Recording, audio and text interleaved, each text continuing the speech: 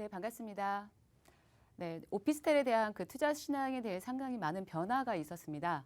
그 주택 투기 수요를 막기 위해서 그 주택에 대한 어떤 규제가 강화하다 보니 상대적으로 규제로부터 자유로운 오피스텔에 대한 그 어떤 관심이 상당히 많이 늘었고, 그래서 이제 오피스텔에 대한 증가가 굉장히 많이 이제 있었습니다. 그래서 또한 이제 주택에 대한 대체대로 사용할 수 있는 오피스텔에 대한 어떤 가격도 많이 올랐고요. 그리고 투룸 이상의 어떤 오피스텔이라면 자산 가치가 증가하고 있다는 거. 그래서 인기로 등극한 오피스텔에 대한 투자 상품에 대해서 함께 한번 알아보는 시간을 갖도록 하겠습니다.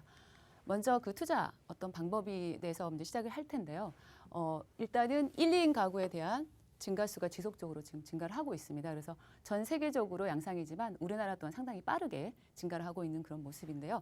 2000년도 초반 같은 경우에는 한 15.5% 정도의 1, 2인 가구가 있었다고 하면은 2016년서부터 이제 계속적으로 늘어나고 있는 모습을 하고 있죠. 그래서 2020년도에는 31.7%가 굉장히 늘어나고 있는 모습이고요. 그리고 상대적으로 가구 원수 같은 경우에는 이제 하락에 대해 한 그래프에 대한 어떤 모습을 보이고 있습니다.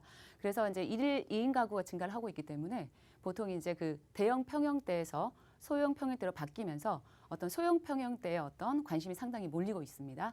그래서 저희가 이제 오피스에 대한 투자 포인트로서 몇 가지를 짚어드리도록 하겠습니다. 먼저 임대사업자에 대한 부분인데요. 일반 임대사업자하고 주택임대사업자로 이제 분리가 됩니다. 그래서 차이점을 알고 나한테 이제 유리한 게 어떤 것인지를 상당히 알아보는 게 중요할 것 같고요. 그리고 이제 예전에는 수익형이었다고 하면은 지금은 이제 매도할 때 그리고 차익형까지 볼 수 있는 상품인지를 구분하는 것도 굉장히 좋을 것 같고요. 그래서 이제 어떠한 목적으로 접근할지부터 계획이 필요하겠죠. 그래서 투자의 이제 고수들 같은 경우에는 보통 은행의 레버리지를 이용해서 투자를 합니다. 또한 수익형 같은 경우에는 은행의 예금보다도 좀 높습니다. 그런 부분도 굉장히 체크할 부분인 것 같고요. 그리고 전용 면적 기준으로 봤을 때는 40제곱미터 정도가 소형에 해당이 되는데요. 1.5룸에서 2룸 정도가 대한 어떤 투자의 메리트가 상당히 높이 증가하고 있습니다. 그래서 1, 2인 가구가 증가에 따른 그런 부분이고요. 그리고 20, 30대가 많이 찾는 그런 부분입니다. 그래서 오피스텔을 거주하는 부분의 대부분 분들은 아침이나 출근 또는 저녁 퇴근하기 때문에 향 방향에 대한 중요성이 좀 다소 떨어집니다. 그리고 저층에 투자하는 것도 방법 중에 하나입니다. 보통 우리나라 같은 경우에는 이제 고층이라든가 또는 남향 굉장히 선호합니다. 그래서 분양가도 높습니다. 그래서 적게는 200에서부터 300 정도가 차이가 나고 많게는 500에서부터 1000만 원 정도 차이가 나는데요. 최초에 이제 분양가가 높다고 해서 월세를 이제 많이 받는 건 아니라는 거죠. 그런 부분에 대해서 염두할 필요가 있겠고요. 그리고 입지, 그리고 직주 점검 상당히 중요합니다. 입지 같은 경우에는 교통에 대한 입지가 있겠죠. 그래서 역세권에 도보 10분 이내면 좋을 것 같고요. 그리고 기반 시설이라든가 또는 편의 시설 있는 곳인지 체크 부분 필요하고요. 그리고 직주 근접이죠. 그리고 이제 수요와 공급 분석인데요. 수요와 공급 분석 같은 경우에는 수익성과 황금성과 연관이 있습니다. 보통 이제 수요가 많은 곳 같은 경우에는 공급이 부족하죠. 그렇지만 공실에 대한 어떤 부분이 좀 현저히 적고요. 그리고 황금성에 대한 부분도 높다고 말씀드릴 수 있겠고요.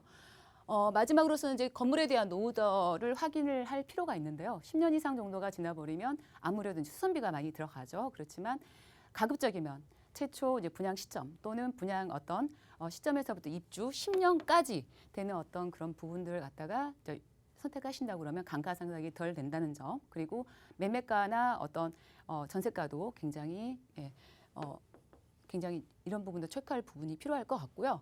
그리고 이제 사업자 같은 경우에는 일반과 주택사업자로 이제 분리가 되죠. 그래서 차이점을 한번 알아보겠습니다.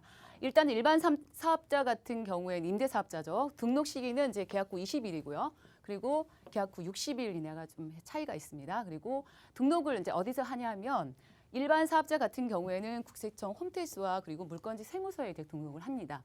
그렇지만 이제 주택임대사업자 같은 경우에는 렌트홈과 그리고 거주지 구청 등록과에 등록을 하고요. 임대사업자 같은 경우에 일반인죠. 일반 임대사업자 같은 경우에는 주택수에 포함이 되지 않고요. 그리고 주택임대사업자 같은 경우에는 주택수에 포함을 합니다. 그렇지만 2020년도 8월 12일 이전에 취득한 오피스텔 같은 경우에는 주택수에 포함하지 않는다는 점. 그리고 이제 일반 임대사업자 같은 경우에는 현재 이제 그 부가세에 대한 부분이 이제 환급이 되죠. 그렇지만 주택임대사업자 같은 경우는 부가세 환급이 없죠. 또한 이제 취득세에 대한 감면 부분인데요. 세율은 똑같이 4.6%입니다.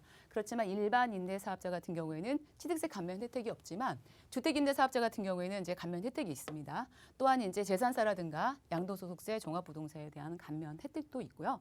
그리고 좀 다른 점은 일반 임대사업자 같은 경우에는 전입신고가 이제 불가능하죠. 그렇지만 주택임대사업자 같은 경우에는 주택임대차 보호법의 적용을 받기 때문에 전입신고와 확정일자가 가능합니다.